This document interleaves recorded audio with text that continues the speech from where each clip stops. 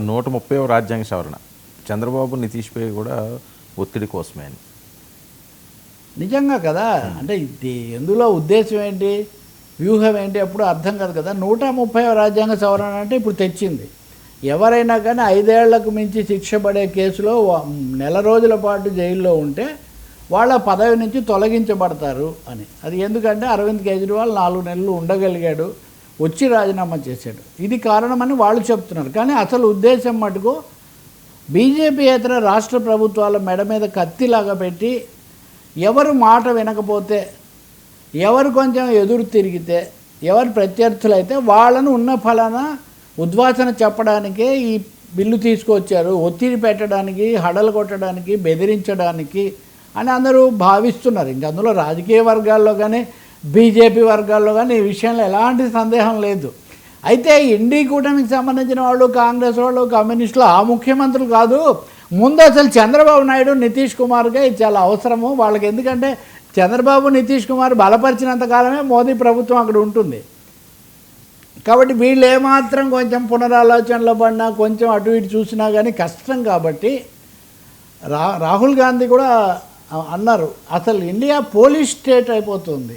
అంటే ముఖ్యమంత్రుల పదవికే రక్షణ లేకపోయి వాళ్ళు కూడా ఢిల్లీ కేసు చూసే అవకాశం వచ్చాక ఇంకా నీది నాది ఆమ్ ఆద్మీ మాట గురించి మాట్లాడే అవకాశం సామాన్యుల సంగతి ఏంటి అని. సో పార్లమెంట్ చర్చ సందర్భంలో కేసీ వేణుగోపాల్ కాంగ్రెస్ తరఫున మాట్లాడారు. రాహుల్ గాంధీ బీహార్లో వాటి మీద ఓట్ల చౌర్యం మీద ఆయన పర్యటనలో ఉన్నారు, ఆయన అక్కడ మాట్లాడారు.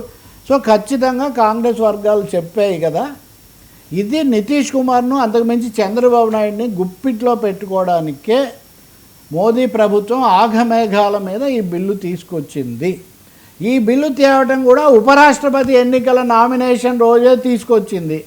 అంటే ఉపరాష్ట్రపతి ఎన్నికల్లో కూడా ఒకవేళ ఎవరైనా కొంచెం పునఃసమీకరణ, కొంచెం 4 ఓట్లు అటేద్దాం అనుకుంటారేమో, మీరు కనుక కొంచెం చంచలం చూపినా కానీ మీ సీట్లు మీకు ఉండవు, మీ పదవులు మీకు ఉండవు అనే ఒక హెచ్చరిక కోసమే ఇది చేశారు అని. దీనికి తగినట్టు వర్మ తెలుగుదేశం రియాక్షన్ కూడా చాలా ఆచితూచి స్పందించింది బిల్లు మీద. ఏమన్నారంటే, లావు కృష్ణదేవరాయలు వాళ్ళ ఎంపీ ఈ బిల్లు సరైన దిశలో ఉందన్నాడు. సరిగ్గా ఉందనలా, సరైన దిశలోనే ఉంది. ఎందుకంటే అవినీతి పరులు పదవిలో కొనసాగడం సరైనది కాదు. కానీ there are certain grey areas in the bill అని.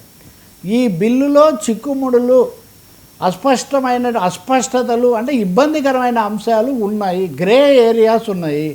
దీన్ని థరోగా క్షుణ్ణంగా చర్చించిన తర్వాతనే దీన్ని ఆమోదించాలి అని చెప్పాడు. ఎవరు? లావు కృష్ణదేవరాయలు, టీడీపీ ఎంపీ. ఎవరైతే లిక్కర్ స్కామ్ అనే దేశం ముందుకు రావడంలో కీలక పాత్ర వహించారో, అంటే తెలుగుదేశం పార్టీ తన సందేహాలను చాలా స్పష్టంగా వాళ్ళు బయటపెట్టారు. మీరు ఈ ఎన్నికల సర్వే ఓట్ల చౌర్యం కేసులో కూడా వాళ్ళు జాగ్రత్తగా చెప్పారు. ఏమని?